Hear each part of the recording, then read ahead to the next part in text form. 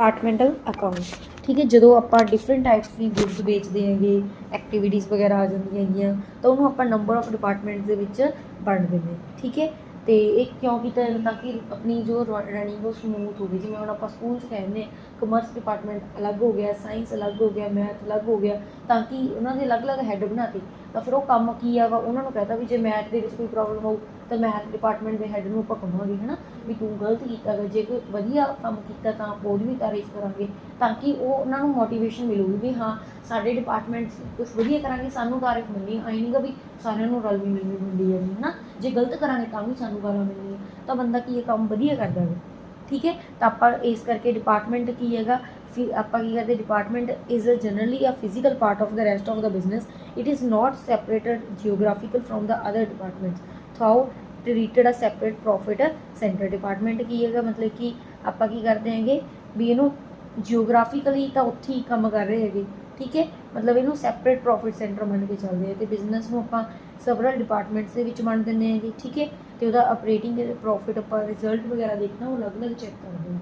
ठीक है, ऑब्जैक्टिव की है जो आप सारिया डिविजनस बिजनेस दियाँ एक रूफ के अंडर आ तो आप ये देखना चाहते हैं भी हरेक डिपार्टमेंट ने कितना कमा के दिता, जो किसी डिपार्टमेंट ने घाटा पाया तो कि नहीं पाएगा तो आपकी अकाउंटिंग करनी पैंती है, अकाउंट्स अलग अलग मेनटेन करने पैंते। जो हम मैं कट्ठा डिपार्टमेंटल नहीं बनाए फाइनल अकाउंट कट्ठे बनाते तो मैंने पता नहीं लगना कि डिपार्टमेंट अगे जा रहा कि पिछे जा रहा। फिर लोग भी जो डिपार्टमेंट वाले हो तो उन्होंने कहना सानू कि साड़ी ना गलती पता लगे ना साड़ी कोई वधिया काम किए तो पता लगे, फिर उन्होंने उस ढंग का काम नहीं करना। ठीक है, तो आप डिपार्टमेंटल अकाउंट्स का बनाने ताकि असी कंपेयर कर सकी हरेक डिपार्टमेंट में दूजे डिपार्टमेंट में कि प्रीवियस ईयर जो उन्होंने किया हुण की कर रहे हैं।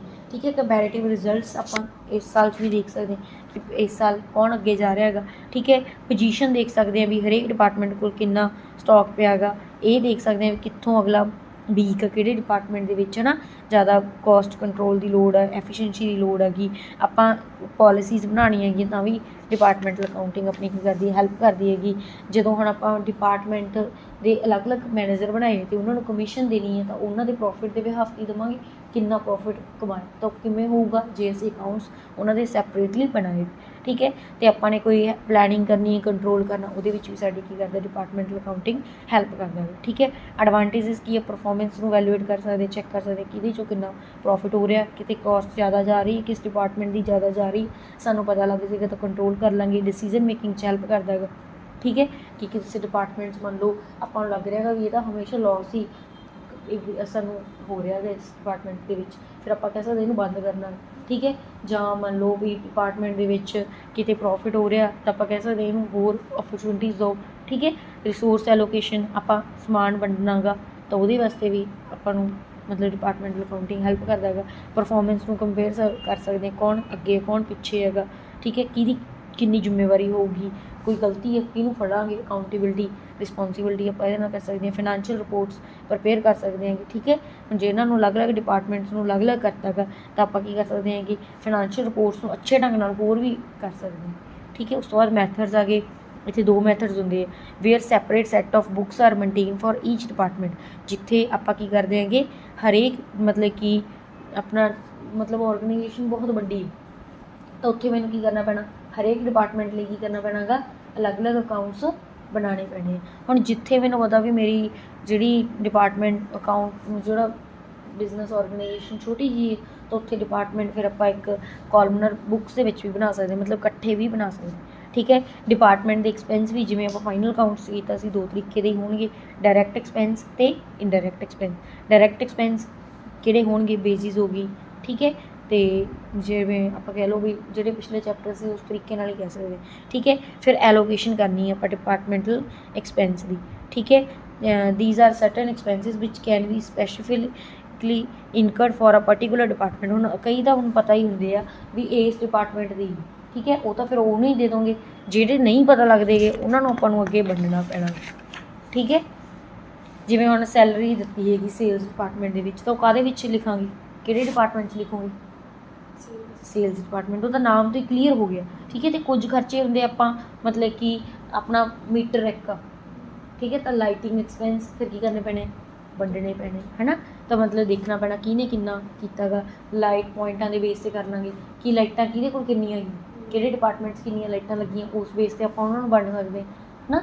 ਜਿਹਦੀ ਜਿੰਨੀ ਜ਼ਿਆਦਾ ਚੱਲਦੀ ਹੈਗੀ ਉੱਥੋਂ ਆਪਾਂ ਦੇਖਾਂਗੇ ਵੀ ਇਹਦਾ ਜ਼ਿਆਦਾ ਖਰਚਾ ਆਊਗਾ। ਜ਼ਿਆਦਾ ਚੱਲਦੀ ਜਿੰਨੇ ਉਹਨਾਂ ਕੋਲ ਪੁਆਇੰਟ ਹੋਣਗੇ, ਜਿੰਨੀਆਂ ਲਾਈਟਾਂ ਜ਼ਿਆਦਾ ਹੋਣਗੀਆਂ ਉਨੇ ਜ਼ਿਆਦਾ ਵਰਤਣਗੇ। ਕੰਮ ਤਾਂ ਉਹਨਾਂ ਨੇ ਪਤਾ ਹੀ ਵੀ 8-8 ਘੰਟੇ ਕਰਨਗੇ, ਠੀਕ ਹੈ। 10 ਘੰਟੇ ਦਾ ਮਤਲਬ ਉਹਦਾ ਫਿਕਸ ਟਾਈਮ ਹੀ ਹੋਏਗਾ ਹਰੇਕ ਡਿਪਾਰਟਮੈਂਟ ਦਾ। ਨਾ ਹੀ ਥੋੜ੍ਹੀ ਕਮਰਸ ਵਾਲੇ ਟੀਚਰ ਨੂੰ ਜ਼ਿਆਦਾ ਟਾਈਮ ਕਵਾਂਗੇ ਤੁਸੀਂ ਕਰੋ ਇੱਥੇ, ਅਤੇ ਸਾਇੰਸ ਵਾਲੇ ਨੂੰ ਘੱਟ, ਹੈ ਨਾ। ਤਾਂ ਪੁਆਇੰਟਾਂ ਦੇ ਹਿਸਾਬ ਨਾਲ ਦੇਖ ਸਕਦੇ ਵੀ ਕਿਸ ਕਲਾਸ 'ਚ ਜਾਂ ਕਿਸ ਮਤਲਬ ਕਿ ਡਿਪਾਰਟਮੈਂਟ 'ਚ ਕਿੰਨੀਆਂ ਲਾਈਟ ਪੁਆਇੰਟਸ ਜਾਂ ਸੈਪਰੇਟ ਮੀਟਰਸ ਵੀ ਹੋ ਸਕਦੇ, ਠੀਕ ਹੈ। ਫਿਰ ਆਪਾਂ ਅਪੋਰਸ਼ਨਮੈਂਟ ਕਰਨੀ, ਠੀਕ ਹੈ।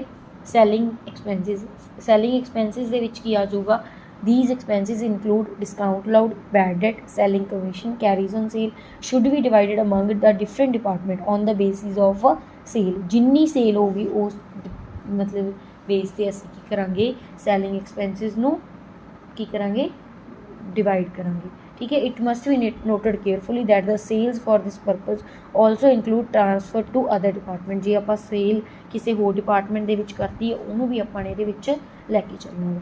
ਬਿਲਡਿੰਗ ਐਕਸਪੈਂਸਿਸ ਦੇ ਵਿੱਚ ਆ ਜਾਊਗਾ rent, rate, insurance on building, repair are the expenses which are relating to the building or premises should be distributed among the different departments according to the space occupy by each department. ਜਿੰਨੀ ਉਹਨਾਂ ਨੇ space ਅਕੂਪਾਈ ਕੀਤੀ ਹੈਗੀ ਹਰੇਕ department ਨੇ ਉਹਦੇ according ਆਪਾਂ ਕੀ ਕਰਾਂਗੇ, ਇਹਨਾਂ ਨੂੰ ਬਿਲਡਿੰਗ ਐਕਸਪੈਂਸਿਸ ਨੂੰ ਡਿਸਟਰੀਬਿਊਟ ਕਰਾਂਗੇ। ਮੰਨ ਲਓ 3 ਕਮਰੇ ਇੱਕ ਡਿਪਾਰਟਮੈਂਟ ਕੋਲੇ ਜਾਂ 4 ਕਮਰੇ ਇੱਕ ਡਿਪਾਰਟਮੈਂਟ ਕੋਲੇ, ਤਾਂ ਆਪਾਂ ਦੇਖ ਲਾਂਗੇ ਵੀ ਰੈਂਟ ਕਿੰਨਾ ਪੂਰੀ ਬਿਲਡਿੰਗ, ਠੀਕ ਹੈ। ਉਸ ਹਿਸਾਬ ਨਾਲ ਉਹਨੂੰ ਡਿਵਾਈਡ ਕਰ ਦਾਂਗੇ ਆਪਾਂ। ਬਾਕੀ ਨਿਊਮੈਰੀਕਲ ਕਰਾਂਗੇ ਉੱਥੇ ਹੋਰ ਕਲੈਰਿਟੀ ਹੋ ਜਾਏਗੀ। If any department is enjoying any special benefit then charge for these expense must be adjusted according to the special benefit enjoyed by the particular department। ਕੋਈ ਮੰਨ ਲਓ ਵੀ ਸਪੈਸ਼ਲ ਬੈਨੀਫਿਟ ਲੈ ਰਿਹਾ ਹੈਗਾ, ਜੇ ਹੁਣ ਸਾਰਿਆਂ ਕੋਲ ਇੱਕੋ ਜਿਹੇ ਕਮਰੇ, ਫਿਰ ਤਾਂ ਜਿਵੇਂ 3 ਡਿਪਾਰਟਮੈਂਟ ਹੈ ਤਿੰਨਾਂ 'ਚ ਬਣਦਾ ਵੀ, ਠੀਕ ਹੈ, 3 ਨਾਲ ਡਿਵਾਈਡ ਕਰਕੇ ਆ ਜਾਊਗਾ।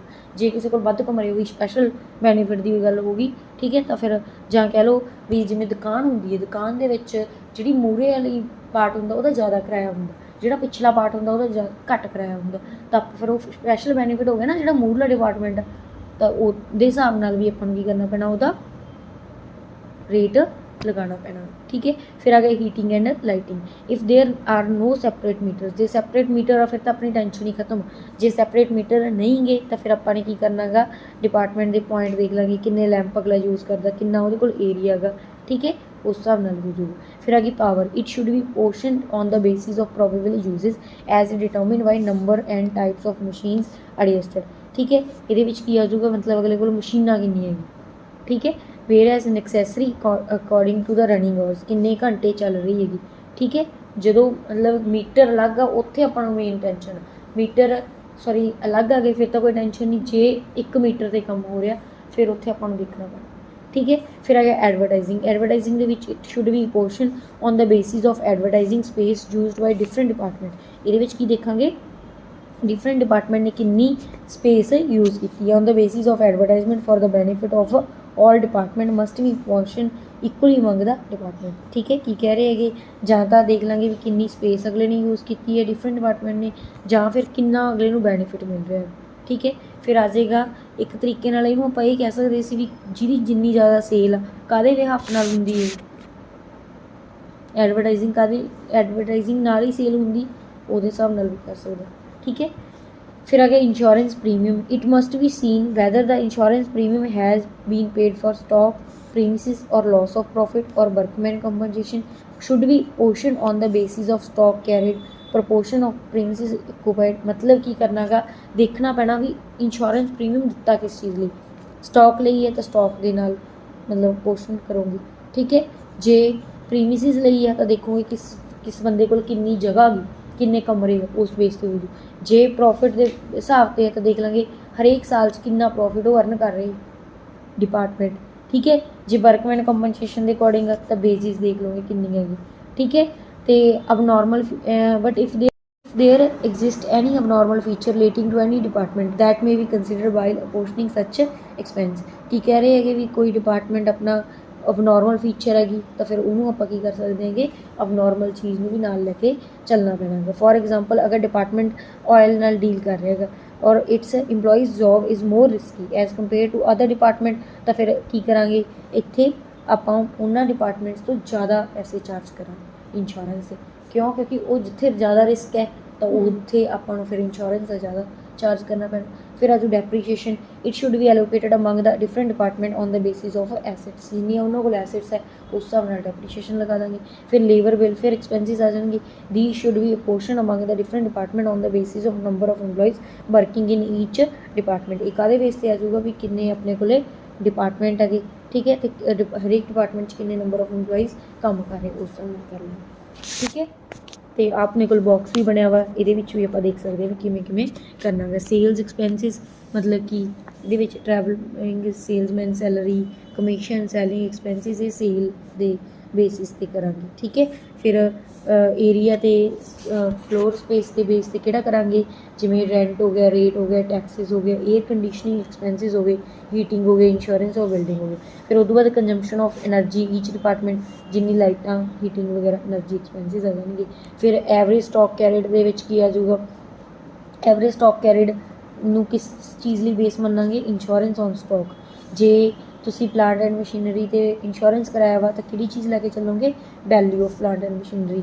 ਜੇ ਗਰੁੱਪ ਇੰਸ਼ੋਰੈਂਸ ਪ੍ਰੀਮੀਅਮ ਆ ਤਾਂ ਉਹਦੀ ਡਾਇਰੈਕਟ ਬੇਸਿਸ ਦੇਖੋਗੇ, ਠੀਕ ਹੈ।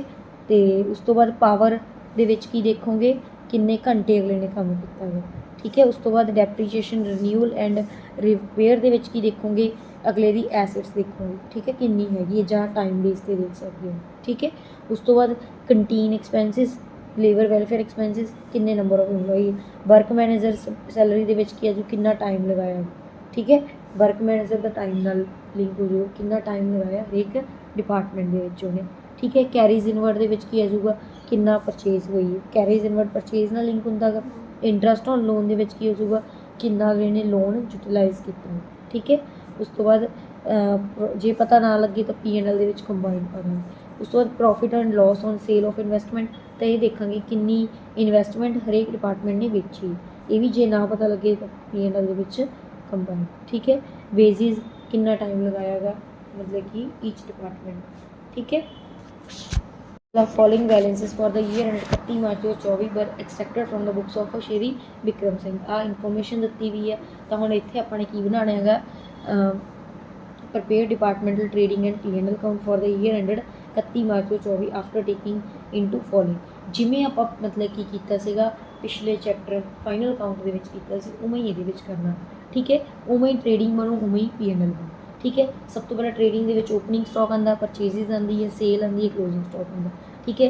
ओपनिंग स्टॉक इत्थे दिता वागा आपां नूं, रेडियो का अलग दिता, वाचिस का अलग दिता, टोटल आपां दोनों का कर लेंगे। सेल दोनों की अलग अलग देती, सेल वैल्यू में लिखती, परचेजिज दोनों की अलग अलग देती, वो लिखती। उस तो बाद क्लोजिंग स्टॉक दोनों का अलग अलग दिता, वो देख के लिखता। दोनों साइड टोटल करांगे, जो बैलेंसिंग फिगर आ जाएगी वो ग्रॉस प्रॉफिट आ जाएगा। फिर अगे जाके इन्होंने आपां नूं सैलरी दी, सैलरी आप किस हिसाब नाल करनी है, इतने एडजस्टमेंट्स पढ़ लो। Amount of 1200 out of sundry debtor 16800 has to be written off as bad and provision for doubtful debt increase, ठीक है। अपने प्रोविजन बनानी। उस तो बाद following expenses are outstanding expenses आ गई। उस तो बाद provide 10% depreciation on furniture and fixture 12400, ठीक है, ये देती है। Revenue items to be allocated in the ratio of 2:1 as between radio and watches. ये ਆਪਾਂ ਨੂੰ ਕੀ कहता गा भी ਜਿਹੜੀਆਂ ਰੈਵਨਿਊ ਆਈਟਮਸ ਆ ਉਹਨਾਂ ਨੂੰ ਆਪਾਂ ਕਿਵੇਂ ਐਲੋਕੇਟ ਕਰਨਾ ਗਾ 2:1 ਦੇ ਵਿੱਚ। मतलब कि जो अपनी सैलरी है ਉਹਨੂੰ किस हिसाब ਨਾਲ ਵੰਡਾਂਗੇ ਹੁਣ 2/3, ठीक है। सैलरी कितनी क्वेश्चन ਦੇ ਵਿੱਚ 12600, डेबिट साइड पे फिर कर लांगे सैलरी लिख देंगे, ठीक है। सैलरी कितनी है 12600 आउटस्टैंडिंग विच ऐड करांगे, ठीक है। जो आ जाएगा वह 2/3, क्योंकि इन्होंने क्या है रेवन्यू आइटम टू भी allocated in the ratio of 2:1, 2/3 1/3, ठीक है, टोटल इतने। फिर उस तो बाद पब्लिसिटी एक्सपेंसिस इहदा भी सेम इस तरीके ना हो जाएगा। रेंट रेट टैक्स इहदा भी हो जाएगा, कमीशन का भी उदा हो जाएगा, मिसलेनियस एक्सपेंसिस हो जाएगा, इंटरस्ट रिसीव ये भी 2:1 ही करांगे इधर, ठीक है। तो इत्थों बस एक बारी देखी जाना पब्लिसिटी का भी की सीगा आउटस्टैंडिंग सी ये विच ऐड हो जाना सी, कमीशन का भी सीगा ये भी विच ऐड हो जाना सीगा, ठीक है। उस तो बाद provision for bad and doubtful debts ये एडजस्टमेंट है, एक बार फिर करते हैं। पहला ये की दिता वागा इंटरस्ट रिसीव इधर करता गा, है ना, की बचिया हुण डेप्रीशिएशन बची, ठीक है। 10% on furniture and fixture of 12400, ठीक है। 12400 का सीगा ਉਹਦਾ 10% ਆਪਾਂ ਲਾਵਾਂਗੇ 1240 ਹੈਗੇ, ਇਹਨੂੰ ਵੀ 2:1 ਦੇ ਵਿੱਚ ਵੰਡ ਦਾਂਗੇ। ਉਸ ਤੋਂ ਬਾਅਦ ਬੈਡ ਡੈਟ ਕਿੰਨੇ ਹੋ ਗਏ ਹੈਗੇ, ਇੱਥੇ ਕਹਿ ਰਹੇ ਹੈਗੇ an amount of 1200 out of sundry debtors. Sundry debtor 16,800 सी 1200 अपना बैड डेट आ गई, वो भी 2:1 बन देंगे। ठीक है, तो 16,800 सी ये 1200 माइनस कर देंगे, कितना आ जाऊगा 16,800 माइनस 1200। ठीक है, 15,600 आ गया। 15,600 तो हम अपने की करनी है प्रोविजन क्रिएट करनी, कितनी क्रिएट करांगे 10%। ठीक है, 1560 आ गया, तो ओल्ड प्रोविजन सी वो 800 माइनस कर देंगे ओल्ड प्रोविजन। ठीक है, 1560 माइनस 800 जो आ जाएगा उन्होंने आप करा 2:1 बनाएंगे। तो हम जो दोनों साइड टोटल करा जो बैलेंसिंग फिगर आ जाएगी वो साडा नैट प्रॉफिट आ जाएगा।